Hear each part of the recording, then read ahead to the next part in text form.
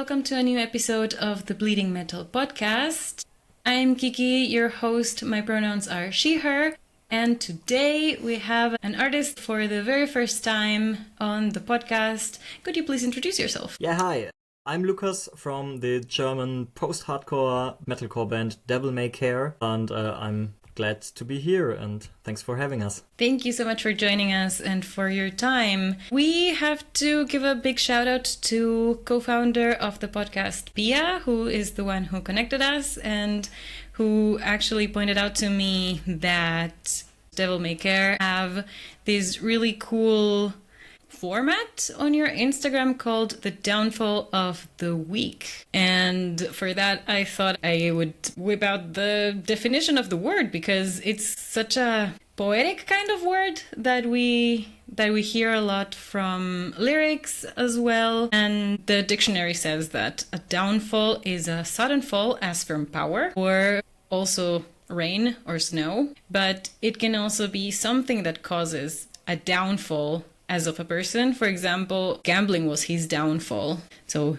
his ruin. And with the Downfall of the Week, I think that you, as a band, as artists, you refer to our collective downfall. Yeah, exactly. Maybe to avoid misunderstandings, we should have taken the word collapse. We're talking about the collapse, the downfall of society? In the worst case, society or humanity, or form it like downfall of the week. Downfall is such a big word, but we live in times where we have these little parts of the big downfall every week, every day.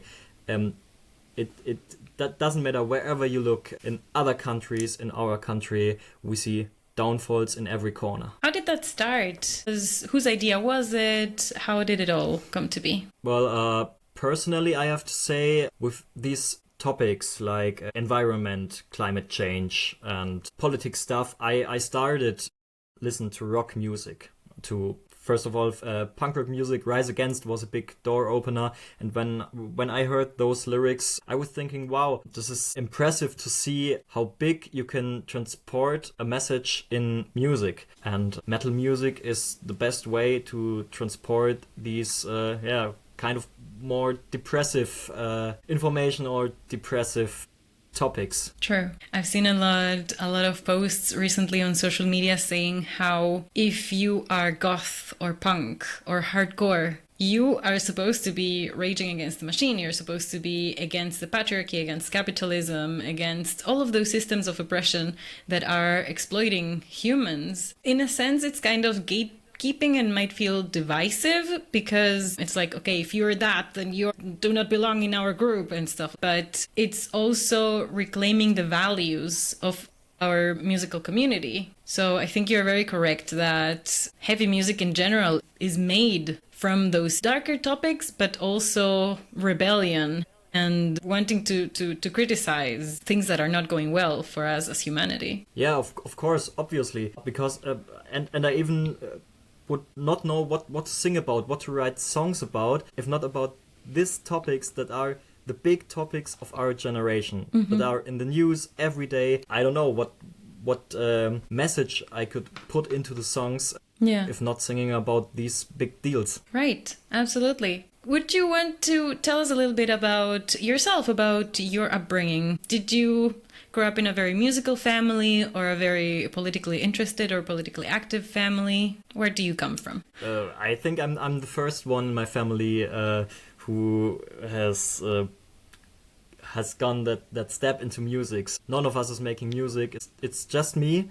It started back when I was 16. I had the wish to play guitar and learned it mostly by myself, and then went to the music school. I'm also volunteering for Sea Shepherd for 10 years now. Wow. And we're trying to save the Baltic Sea, salvaging ghost nets, and find a way for the Baltic Sea for the future. And so I had the chance to connect both topics of my life, making music, playing metal music, and fill it with the big topics that matter. That's so interesting. I love that so much. How did you find about Sea Shepherd?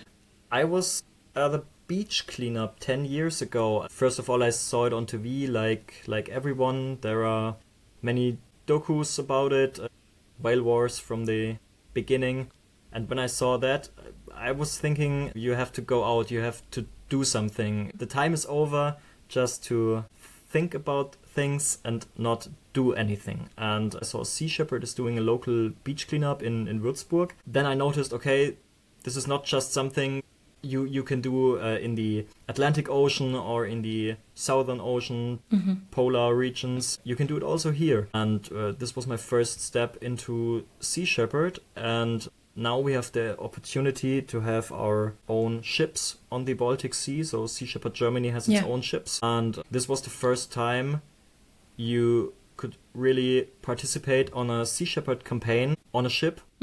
And the first goal was to remove ghost nets from the Baltic Sea that are leftovers from the fishing industry. We're talking about 10,000 pieces of garbage, of nets, of fishing equipment that is thrown overboard or left in the Baltic Sea every year. And so this was the first step to think, okay, we can drive there with a ship and with some divers and remove ghost nets. And now we have the new ship. And this year we removed nearly 15 tons of ghost nets and stuff like that. Wow, that's so much. That's crazy. It's hard to imagine because 15 tons doesn't sound so much, but the nets are very light. They are very small. You need so much of a net to catch a ton. So if you see it, if it's packed in the bags, then you see, okay, this bag, it's 1 square meter of it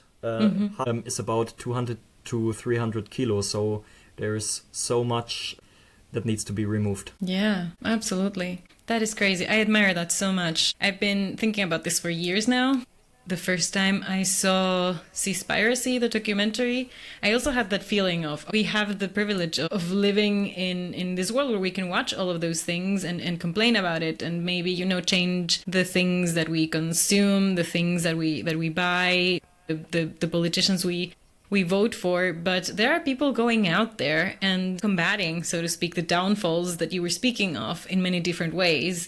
There are, the Doctors Without Borders going to the war regions and helping out there. And there are also people cleaning up the oceans, people fighting against illegal fishing where so many dolphins die and all of that. And I was like, okay, I should definitely do a little more. I started actually looking into volunteering and going on one of the ships, and we will link the Sea Shepherd website in the show notes because they really need a lot of volunteers. They need the divers you were mentioning, they need ship captains, they also need cooks to feed the crew, even social media people to help them with their content, and photographers as well. That's amazing what you're doing as a band as well, because this is not the first time that you have been supporting these kinds of good causes. I saw from your Wikipedia. Are you in charge of your Wikipedia? Have you cleaned it up? Have you filled out the information?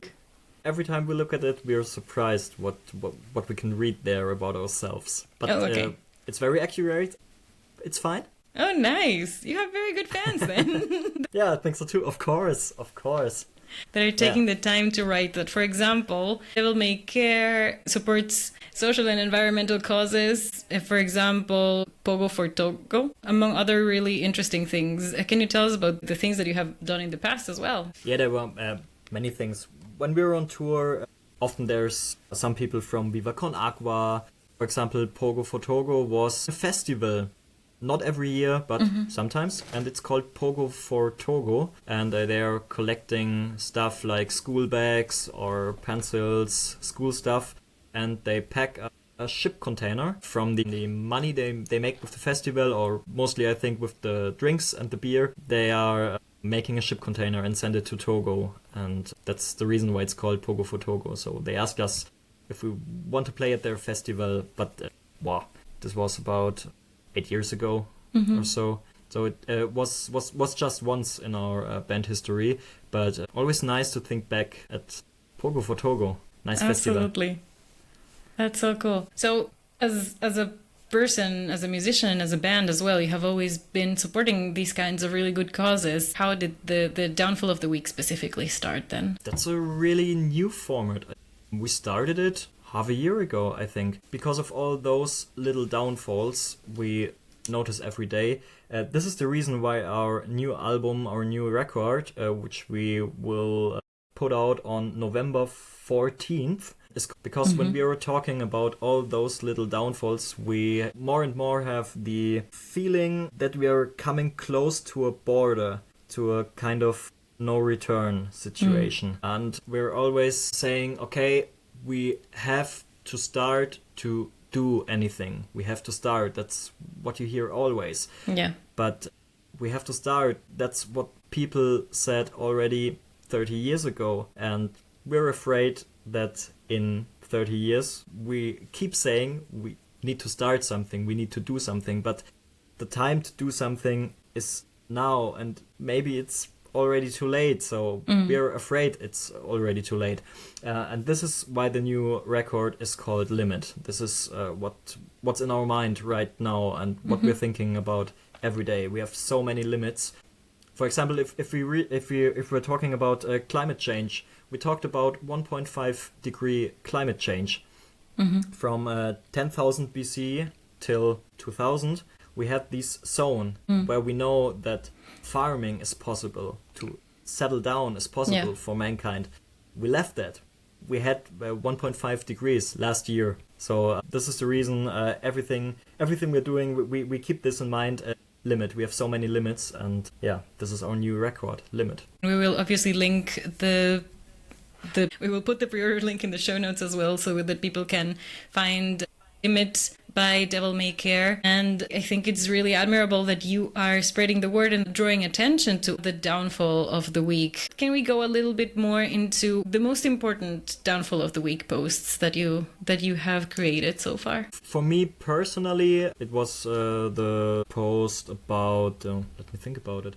Oh yeah, of course, the Faroe Islands, where 2 or 3 weeks ago they slaughtered so many pilot whales like never before for no reason. So they've thrown it away. That was trash. It was too much. The population of the Faroe Islands aren't able to consume it. It's not healthy to consume the flesh of whales. So it's just a bloody tradition, and they died for no reason.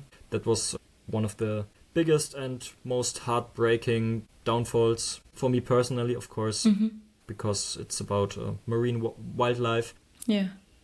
But we had so many topics. It's where to start, where to end. We have war in Europe, and we have Donald Trump, we have Vladimir Putin, we have climate change, we were talking about AI in songs, in music. We were talking about streaming, the business with streams, and the struggle of small bands to get reach. Not just streaming, media in general. It's so hard. If your post doesn't reach 1,000 people in the first hour, then you can throw it away. It's worth nothing.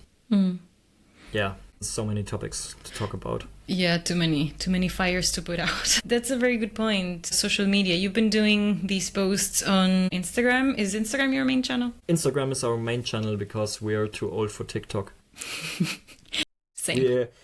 We should dive more into TikTok and into new social media platforms. Our bassist, he's a social media marketing manager, so he knows more to do than us. But he says every time we need to be more on TikTok, doing more. But yeah, we are not the guys to dance in front of the camera. Right. And this was our struggle in the last years. We didn't know what to do on social media because is it dancing? Is it joking? Is it making funny stuff? But that's not us. The Devil May Care are those topics, the more depressive stuff. We search for a way to do social media with these content. And I think Downfall of the Week is one of the formats where we reach that goal to bring this on social media. How have your fans reacted to it? Have you gotten a lot of support? Yeah.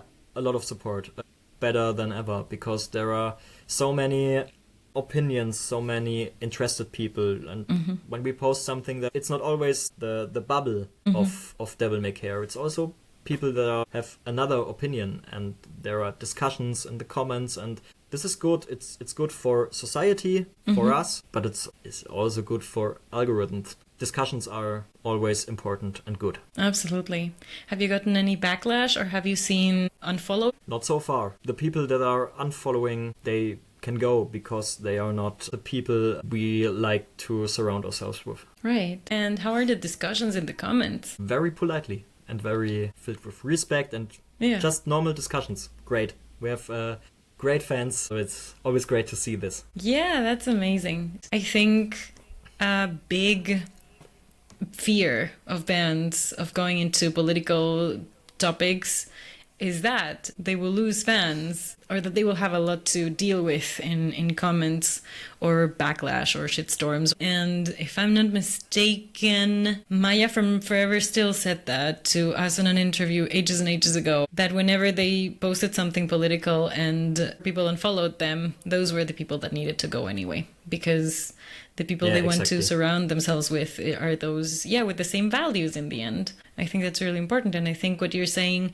should encourage more bands and more artists to actually be a little more vocal with your own values, whatever you believe in. As a person with reach, we also have a real responsibility to make people feel safe, for example, in terms of human rights, or to just draw attention to what we believe are important causes and things that we need to pay attention to and need to take care of. So that is really good. It's also valid to not do it, but it's something everyone should at least consider. We just released an episode where I talked to Ali Richardson from Bleed From Within, and he was telling me that they used to go a little more into politics in their social media, either personal or the band's channels, but they stopped because they do want to tour in the US, and now the US government is being really, really thorough with investigations, and so they are careful with what they say. And it's so sad. And I mean, it's a total valid choice. I respect it.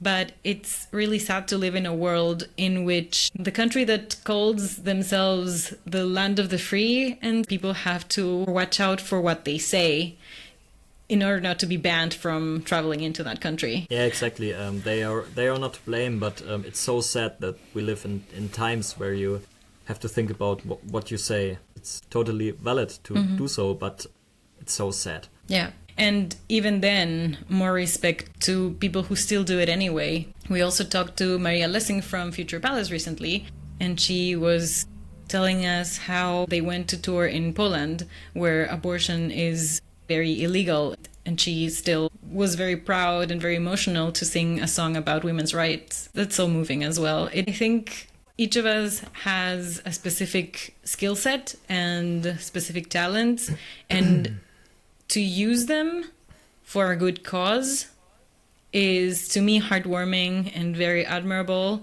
And if music is your strength, to use your music to spread all of these very important messages, I think is a very noble goal to have, and very good work that you're doing. Yeah, but in the future we will need more than just music. We need activism, I think. Yeah. Do you consider yourself an activist? Yeah, of course. We're on the front line of the Baltic Sea, trying to do something, and everybody can. The time to be silent is over. The times are over to do nothing. It's time, if you hear this, if you're sitting at home or in the car and listening to this podcast and you hear it, do something. We all can do something, and we have to do something. We have a responsibility, and we need to open the door and go out and start doing something, and not saying anymore we need to do something in the future. We need to do it now. Absolutely. Do you have some examples what your bandmates do as well? In the regular life, everybody can do things at home. Mm-hmm.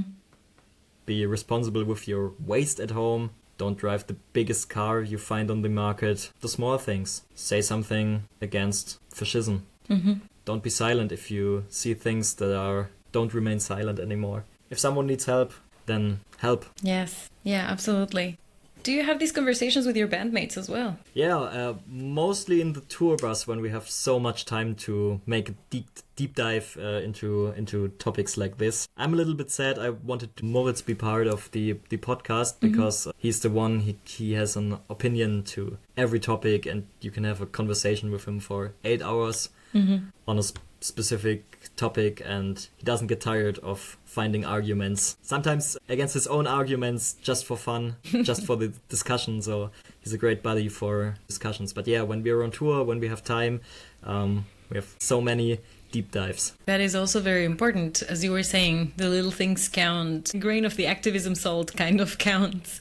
And part of that is just having conversations, and having conversations even with people who don't share your opinions is really important. As long as we feel safe and have the energy to do that, we have to be mindful about our safety, especially, as women or as people of color. We can sometimes get ourselves in danger if we do that in a specific environment. But if you feel safe and supported, then having these conversations and approaching them with a little bit of just curiosity, just asking questions, trying to understand the other person as well as you want them to understand your position is very important. And what you were saying too, to help people. I was just listening to a podcast about psychology, and they were saying that it's really difficult to get out of like a shock state in an emergency. Or if you're, I don't know, out in public or in transportation and someone falls or someone starts a fight or something like that, you can feel really fearful of doing something on your own. And advice was pick another person, pick another bystander and ask them to help you help the person in need. Something very practical that we can all do. If you see something happen out in the street, grab someone else and go help together. Might make it easier. That kind of brings me back to the beach cleanups that you were talking about in the beginning as well. That also connects us to other people with the same interest and with the same almost passion for the environment and for the sea. And I bet you made a lot of friends from that as well. Yeah, of course. All of my friends, all of my bubble, it comes out of Sea Shepherd in my case. Mm-hmm. But like you say, go to events, to activism events, protests. Mm. In the TV or on the streets, they are often loud and you think, they are so many. No, we are more. We are more than all these AFD shit. And these are just small groups. They are very loud. And we need to overcome the fear that we are not enough. We are enough. We are enough to do something. Yes. That's beautiful. Tell us a little more about Limit. What other kinds of topics are you dealing with in the lyrics and the songs? Oh my, we get to see the vinyl? Woo. Yeah, this is the vinyl. We have, first of all, of course, a recycled vinyl. So every vinyl is different, has another color. What are they made of? Recycled what? Sadly, this one is black. It's recycled vinyl material. We can choose the color. It's kind of every color. Some are black, some are white. We have green, pink, blue, every color. Yeah. Also cool stuff like white vinyls with blue and red and yellow sparkles in it. Crazy kind of stuff. Cool. So we weren't able to choose the color, but no extra material was produced for the vinyl. Nice. That's so cool. Tell me a little bit more about that, because I think a lot of people would want to do that. It's the money argument. Environmentally friendly or sustainable products or products that are made of recycled materials tend to be more expensive. Was it more expensive to print recycled vinyls? I'm not sure because we didn't ask for the regular options. So I'm not sure, but I don't think so. They explained it to us. It's like a big container and there are all the leftovers of the former productions. Okay. And they just grab in, pick a fistful of material and do it in the press. And I think for that reason, it should be a little cheaper than doing a specific color. But yeah, you're right, because very often recycled products, or let's name it greenwashed products, often are more expensive than the regular thing. And this is something that shouldn't be, but it is like it is. In our case, fortunately, the vinyl was cheaper in production than doing a specific color. Nice. I think if given the option, every artist should take that into account and into consideration as well, because it's so important. Plastic is the bane of my existence. There are a lot of things that are, as you were saying, greenwashed, but there are also a lot of initiatives that are actually authentic and that actually do something for the environment. When you were talking about the fishing nets, what's the name again? They have a specific name. Ghost nets. Ghost nets, yes. The ghost nets, before I had these glasses, I had a frame that was by a Chilean company, and the frames were made from ghost nets. And the ones that I switched to now, because I wore those glasses for years and years, and I finally had to change. And these frames are now recycled CDs and wood. Cool. Yeah, I love talking about them. Thank you for giving me the chance. Sometimes it's just that kind of small little thing, and the investment might be worth it, because brands that put value on sustainability they also produce things that you won't throw out right away. They are not single use, they are not planned obsolescence. They will last longer as well. So it might be a little more expensive in the beginning, but if they last twice as long, it's already saving you money and saving the planet some plastic. I envision the apocalypse made of plastic. After all of the cement houses are destroyed I envision like zombies walking among houses of plastic or something, because plastic will be here forever. And in a faraway future, you will find those plastic remains in the earth. So when you dig into the earth, you can see the 21st century as a very small plastic line. Those are the leftovers of our time. Yeah, like when the aliens dig. Yeah. All right, tell us a little bit more about your upcoming album. How many singles have you gotten out? What should people listen to? For people who are total newcomers to Devil May Care, what is the song or the album they should listen to? It's definitely Limit, of course, because we already have 6 singles out, and there's one more coming before the album in November. I think next week, then you can already hear our newest single, which is called Caving In, and this will be the last single before the album drop. Our last single was Amen. Amen was one of our favorite songs of all time. The best Devil May Care song we've ever done, we've ever written. But it's... when we're talking about the album, I have to say this is the best we have ever done. I know every band, every time, sorry, but this time it's true, because we had a long progress of finding ourselves. We started as a kind of I don't want to say punk rock band, but post-hardcore, Rise Against whatever thing. And then with every album, with every record, we made more steps into the direction of modern metalcore. And then we released the album Divine Tragedy, which was our first metalcore album. Then we made some experiments, did a EP with 6 songs, doing some sound experiments, which way of sound we would like to do in the future, and then decided to go back. And now the new record Limit we produced with our good friend Nico in Würzburg. So the production is all in Würzburg. It's in our neighborhood. We can drive there every time. Just need to call him and say, we have new ideas, 3 new songs. Okay, let's go, come over.